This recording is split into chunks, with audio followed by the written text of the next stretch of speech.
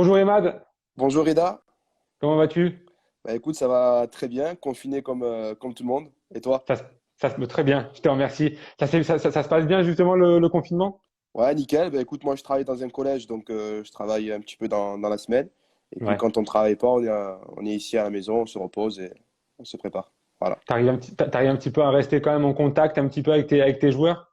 Alors je suis en contact pratiquement tous les jours grâce aux réseaux sociaux, grâce Oui, aux moyens de communication. Donc ça, c'est une bonne chose. ouais. Comment t'as fait pour qu'ils puissent justement tenir un peu dans cette période de confinement parce qu'on savait pas comment allaient les championnats allaient se décanter, etc. Ils étaient impatients, je présume, d'avoir ce verdict final. Alors pour être honnête, au départ, on est parti dans l'état d'esprit comme quoi on allait reprendre sur le terrain. Donc Ouais. du coup, ils avaient un programme à leur disposition chaque semaine. Après, pour être honnête, à partir du moment où la décision a été prise par le COMEX, Ouais.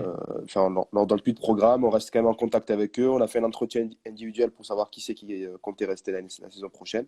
Ouais. Et puis, j'espère qu'on pourra se retrouver après le confinement pour pouvoir fêter cette montée. Justement, au niveau de l'effectif, tu vas en garder une grande partie ou il y en a quand même où il va y avoir un peu de brassage? Alors, nous, on part du principe que tous ceux qui ont fait la saison avec nous ils seront dans le groupe la saison prochaine. Ouais. Après, on perd notre gardien de but parce qu'il rejoint l'Olympique de Marseille pour la saison prochaine. Voilà. Mais sinon, on garde tout notre effectif et après, on va essayer de se renforcer sur des profils qui nous apporteront. Voilà. Voir ton gardien partir à l'OM, ça doit être quand même une certaine fierté pour toi?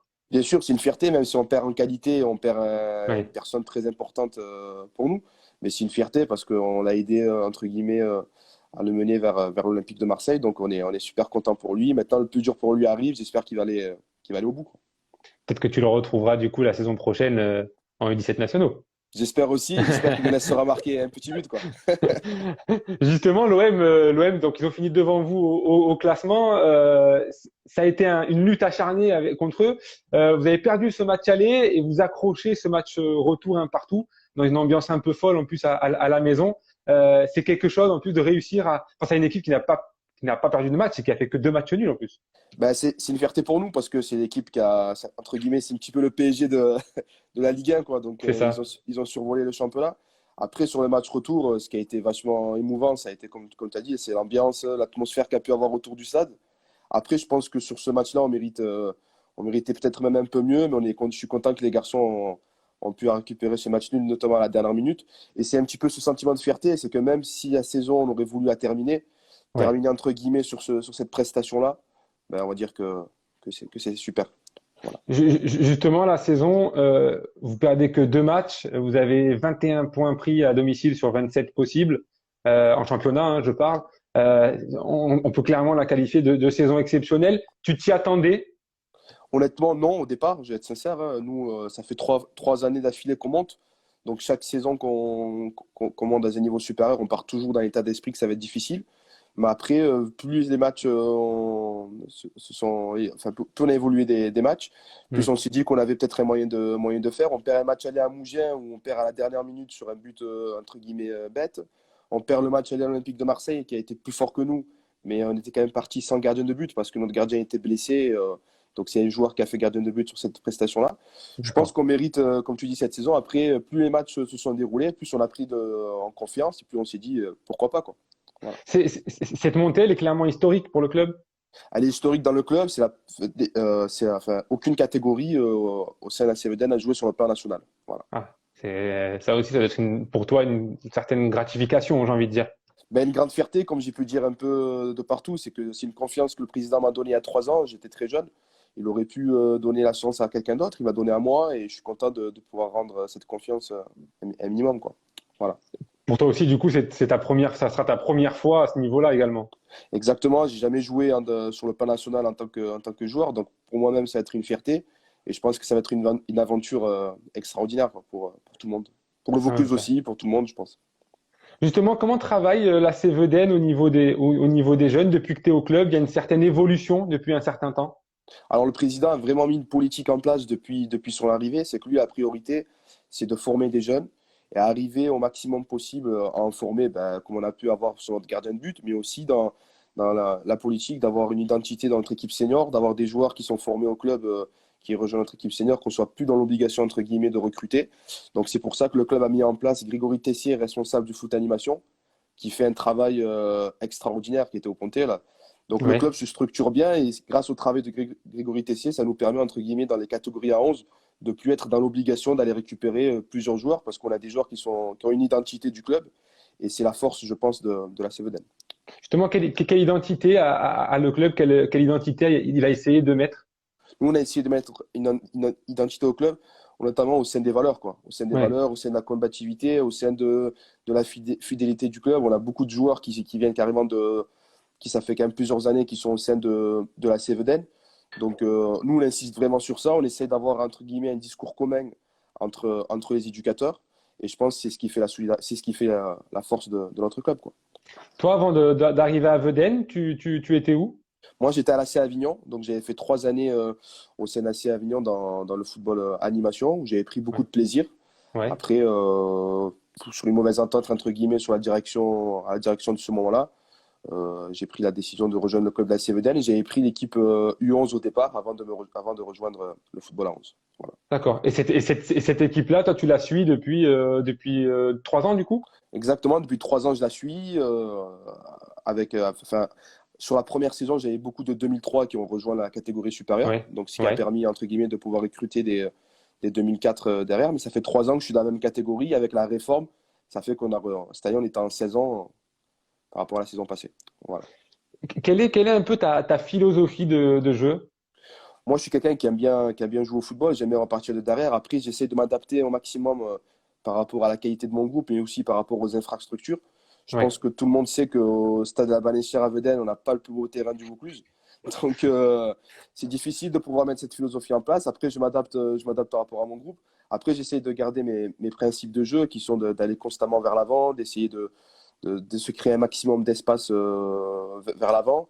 Donc, on essaie de garder nos principes de jeu et après, on essaie de s'adapter par rapport, comme je t'ai dit, aux infrastructures. C'est vrai que cette saison, que ce soit la saison passée, on ne repartait pas forcément de derrière à domicile parce que c'était se mettre en danger. Donc, mais on garde au maximum nos principes de jeu et j'aime bien voir mes équipes aussi combatives, agressives et puis d'aller chercher au maximum l'adversaire le plus haut possible. Voilà ma philosophie de voir le football. Justement, tu parlais de ton terrain. C'est un peu, alors, c'est pas facile, mais c'est aussi un peu un piège aussi pour les adversaires également. Bien sûr, pour les adversaires, ça a été un piège. Après, il y a beaucoup d'équipes qui ont essayé de garder aussi leur philosophie de jeu sur le terrain en essayant de repartir Ouais. de derrière, qui se sont mis honnêtement en difficulté. Après, l'exemple pur, ça a été l'Olympique de Marseille, qui est la meilleure équipe du championnat et qui s'est adaptée sur notre terrain, qui ont essayé de ne pas repartir de derrière, qui ont essayé de jouer un peu plus long. Et ils ont eu tout à fait raison parce que notre terrain est tellement difficile. Après, c'est vrai qu'il y a des équipes qui ont gardé leur philosophie de jeu, leur façon de repartir de derrière. C'est bien sûr tout en leur honneur. Mais c'est vrai que sur ce terrain-là, ça a été difficile. Et c'est pour ça aussi, honnêtement, on ne va pas se mentir, qu'on est invaincu à la maison Ouais. depuis 2 ans maintenant, parce que nous, on le connaît et que c'est vrai que c'est un terrain très difficile. Mais bon, on ne va pas se plaindre. L'année prochaine, vous allez pouvoir l'utiliser quand même, ce terrain également, il sera homologué. Alors, ce terrain, normalement, il est homologué. Après, on ne sait pas, entre guillemets, si on aura ce terrain-là, si on aura peut-être d'autres installations. On ne sait pas encore. Ouais. On risque de faire Ouais. plein de réunions après le confinement pour en savoir un peu plus. Mais pour être honnête avec vous, si on peut l'améliorer, ça serait Oui. super, quoi. Même si ça nous arrange bien. Ouais, forcément.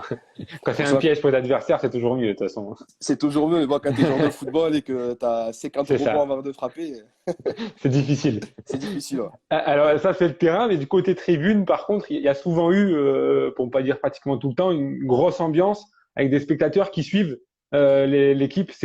À ce niveau-là, en tout cas, moi, je suis coach en U15, je vois pas ça. Je me dis, c'est quand même beau de voir ça à cet âge-là.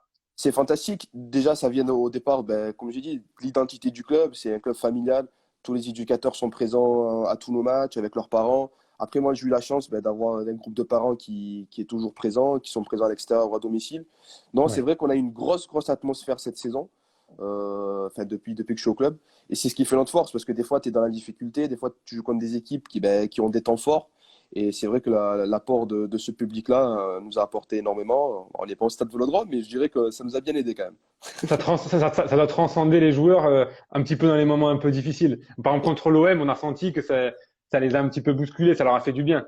Exactement, ça te transcende. Tu vois, déjà, les joueurs voient leur famille présente. Il y a papa, maman, les grands-parents, il y a tout le monde. Ça les Ouais. transcende déjà au départ. Et puis, ça nous transcende tous. On a envie on a envie, entre guillemets, de tout donner sur le terrain, même si on a à perdre contre plus fort, on a envie Ouais. de les rendre fiers. Et franchement, ça a été notre force et je les remercie du fond de mon cœur parce que si aujourd'hui on est là, c'est aussi grâce aux personnes qui nous encouragent depuis le départ. Toi, on a vu il y a 1 ou 2 jours, tu as rempilé du coup pour une saison. C'était une suite logique pour toi. T'avais pas envie d'aller voir ailleurs de toute façon. Alors moi, je suis toujours fidèle au club. En fait, au départ, la réflexion que j'ai pu avoir, pour être sincère, c'est que ça fait quand même 3 ans que je suis avec cette catégorie-là, en Ouais. 2 ans avec ce groupe-là. Et au départ, je m'étais mis d'accord avec le club que si on montait pas en 17 ans nationaux, je partais, entre guillemets, dans l'état d'esprit que les gamins avaient besoin de voir autre chose, etc. Là, honnêtement, monter en 17 ans nationaux, ça fait rêver. Donc, c'est pour ça que j'ai envie de rester avec eux. Après, quand tu montes, tu as aussi le privilège, entre guillemets, de pouvoir être attractif, de pouvoir récupérer des joueurs. Et à partir du Hmm. moment où tu es attractif, il y a de la concurrence. Et même si tu as créé des liens avec des joueurs, en termes de concurrence, en termes de niveau supérieur, les joueurs se mettent toujours au maximum. Donc, c'est vrai que j'ai des liens forts avec les joueurs. Et c'est vrai que je voulais pas faire l'année de trop, mais je pense que l'année en 17 ans nationaux va pouvoir garder tout le monde dans le bain, entre guillemets, quoi. Voilà. Justement, c'était ma prochaine question. Quel genre d'entraîneur es-tu? Tu as un petit peu répondu. Tu es quelqu'un de proche de tes joueurs? Bon, moi, je suis quelqu'un de très proche de mes joueurs. J'essaye toujours de faire en sorte qu'ils donnent leur maximum, leur maximum. Je suis Ouais. quelqu'un qui parle beaucoup avec les joueurs, qui met beaucoup de voix, entre guillemets, à travers les séances ou à travers les matchs. Mais après, comme je leur explique, ce qui reste sur le terrain est sur le terrain. Et en dehors, je suis vraiment un grand frère. Je suis quelqu'un qui est proche d'eux. On peut se brancher. Enfin, ça devient mes petits frères, des amis. Ouais. Mais Ouais. après, les joueurs savent que mes choix, entre guillemets, sur le terrain sont toujours pour aider l'équipe. Donc, c'est vrai que malgré cette proximité qu'on a, il y a ce respect-là, il y a cette écoute et il y a cette confiance aussi qui est pour moi importante avec cette nouvelle génération. Je pense que les nouvelles générations ont besoin de proximité, ont besoin de confiance, d'être valorisées. Et je pense que le feeling passe bien entre nous, quoi. Justement, on parle beaucoup de cette nouvelle génération, souvent de manière un peu négative, parce qu'on dit que c'est une génération, entre guillemets, qui n'aime pas le football comme on pouvait nous l'aimer à l'époque, où on jouait dehors, au jardin, etc. Toi, de ton côté, comment tu juges justement cette génération que tu suis en plus depuis 3 ans? Je pense bien sûr que le message est quand même, enfin, ton message est vrai. Il y a une différence au niveau des réseaux sociaux, enfin, au niveau Hmm. aussi des consoles de jeux, etc. Et tout. Ça, c'est vrai qu'on le ressent. Mais après, je pense que les nouvelles générations ont besoin de communication, ont besoin d'être valorisées, ils ont besoin qu'on leur explique. Peut-être Ouais. que nous, avant, on n'avait peut-être pas forcément besoin de ça, quoi. Donc là, on a besoin de se justifier, on a besoin de les mettre en confiance. Ils ont besoin d'être à l'écoute et puis, je pense qu'il faut savoir, entre guillemets, communiquer avec eux pour pouvoir tirer le meilleur d'eux-mêmes. Voilà. Donc la saison prochaine, tu vas découvrir avec tes joueurs ce championnat du 17 national. Comment tu l'appréhendes justement ce passage? Honnêtement, c'est pour moi le championnat qu'on appréhende du mieux possible parce qu'on n'a aucune pression à avoir, parce qu'on est Ouais. entre guillemets le petit poussé dans ce championnat. Après, c'est une fierté de représenter aussi le Vaucluse à l'échelon national. Donc voilà, nous, l'objectif, ça va être comme chaque saison, de prendre match après match. Je pense qu'il faut garder cette philosophie, jouer les matchs pour les gagner et pas forcément pour ne pas perdre. Parce que je pense que les gamins doivent aussi prendre de cette saison un maximum de plaisir. Et Ouais. puis on verra entre guillemets où on va. Et si on se maintiendra, ce sera un exploit et on sera encore fiers. Si on descendra et qu'on est tombé contre plus fort, on l'acceptera et on travaillera avec d'autres générations pour essayer de progresser pour nous, quoi. Mais en tout cas, de représenter le Vaucluse, c'est une fierté et c'est un honneur pour nous tous. Vous avez pris un petit peu des conseils dans les clubs du coin qui y sont. Souvent, Bien, malheureusement, une équipe, quand elle monte, elle fait souvent un peu l'ascenseur, c'est un petit peu difficile. bien sûr, j'essaie d'être toujours à l'écoute de plusieurs éducateurs. Voilà, Ouais. déjà, rien au sein de mon club, on a beaucoup d'entraîneurs expérimentés qui ont Ouais. entraîné, que ce soit un senior au plan national dans d'autres niveaux. J'ai Charlie Ouais. Descorzan qui est avec moi aussi, un grand monsieur du football, Ouais, bien sûr. qui a été avec moi tout au long de cette saison, avec qui je respecte énormément. Après, j'essaie aussi de prendre conseil. Par exemple, des fois, je suis en contact avec David Ferry, qui avait les 17 ans nationaux au Pontet il y a 10 ans. Donc, j'essaie d'avoir des conseils un peu de tout le monde. Et puis, j'essaie de prendre un peu de tout le monde du mieux possible et essayer de voir, enfin, d'essayer de faire en sorte qu'on puisse avoir la meilleure saison possible, quoi. Dans un premier temps, du coup, l'objectif, ce sera le maintien. Bien sûr, ce sera le maintien, ce sera de prendre un maximum de plaisir, d'essayer de gagner déjà un match. Dès qu'on gagnera notre premier match, on essaiera de gagner un deuxième et ainsi de suite. Mais l'objectif, c'est de prendre un maximum de plaisir. Et bien sûr, au départ, on ne va pas s'enflammer, de rester sur un maintien, ça sera super. Avec cet état d'esprit-là, Zaki Noubir avait réussi à à rester plusieurs années en U17 nationaux. Donc, pourquoi pas?